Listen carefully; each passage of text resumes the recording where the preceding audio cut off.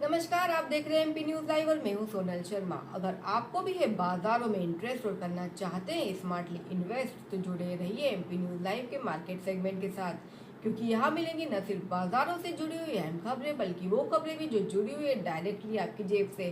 तो जबरदस्त सेक्शन के लिए हो जाइए तैयार, क्योंकि हम लेकर आए हैं पूरे हफ्ते के बाजारों के हाल।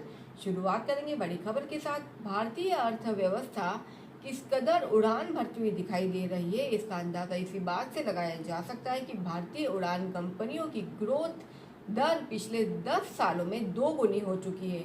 और कहा जा रहा है कि इस साल के खत्म होते होते भारतीय विमान कंपनियों की यात्री क्षमता जो है वो 23 करोड़ के पार जा सकती है।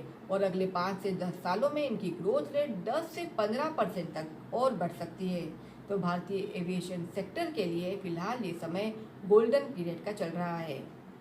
चलते हैं दूसरी बड़ी खबर की तरफ। जब से अमेरिका की सबसे बड़ी सरकारी बैंक ने भारतीय सरकारी बॉन्ड्स को ग्लोबल इंडेक्स में इंक्लूड किया है, तब से इन सरकारी बॉन्ड्स में निवेश की संख्या काफ़ी ज़्यादा बढ़ चुकी है।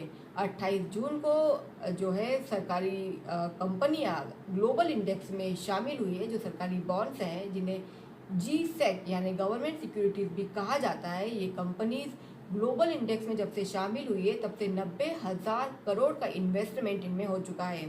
और कई सारे आर्थिक सलाहकारों का मानना है कि ये जो इन्वेस्टमेंट है ये 10 से 11% की ग्रोथ रेट के साथ अगले कुछ वर्षों में बढ़ सकता है। जानते हैं अब इस हफ्ते के बड़े बाजारों के हाल। इस हफ्ते भी बाजारों ने काफ़ी सारे रिकॉर्ड बनाए। सेंसेक्स जहां 81,000 के ऊपर बिना किसी ऑब्स्ट्रक्शन के ट्रेड करता हुआ दिखाई दिया, वहीं निफ्टी ने भी 24,600 का आंकड़ा बिना किसी हर्डल के क्रॉस कर लिया। हालांकि हफ्ता बंद होते होते सेंसेक्स और निफ्टी में भारी गिरावट दिखाई दी। इस गिरावट को हम मुनाफा वसूली कह सकते हैं। ऊपरी लेवल से सेंसेक्स और निफ्टी हफ्ता खत्म होते होते करीब 1 से 1.5% तक गिर करके बंद हुए हैं। हालांकि जो बाजारों को कमज़ोर करने वाला सबसे बड़ा जो सेक्टर रहा वो रहा मेटल सेक्टर, जो कि 4 से 6% तक लुढ़क करके बंद हुआ। वहीं आईटी सेक्टर बाजारों को संभालता हुआ नजर आया। इसकी बड़ी वजह ये रही कि आईटी सेक्टर के जो नतीजे आ रहे हैं, जो क्वार्टरली रिजल्ट्स आ रहे हैं, वो उम्मीद से बेहतर आ रहे हैं। चलते हैं करेंसी बाजारों की ओर। करेंसी बाजारों में इस हफ्ते भारी उठापटक दिखाई दी। सेंसेक्स डॉलर के मुकाबले रुपए में अच्छी खासी गिरावट दर्ज की गई। रुपया 83.66 के आसपास बंद हुआ। डॉलर के मुकाबले कहा जा सकता है कि 84 का लेवल धीरे धीरे रुपया टच कर सकता है।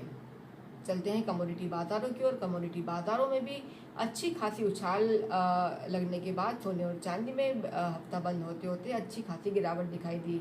जहां सोने में 500 से 600 रुपए तक की कमजोरी दिखाई दी, वहीं चांदी भी करीब 1200 रुपए तक गिर करके बंद हुई। हालांकि करीब 1.5% ऊपर नजर आया क्रूड ऑयल इंटरनेशनल बाजारों में ट्रेड करता हुआ। वहीं NGMCX पर करीब 0.5% तक बढ़त पर ट्रेड करती हुई दिखाई दी। ये थे इस हफ्ते के बाजारों के हाल। बाकी खबरों के लिए देखते रहिए एमपी न्यूज़ लाइव। नमस्कार।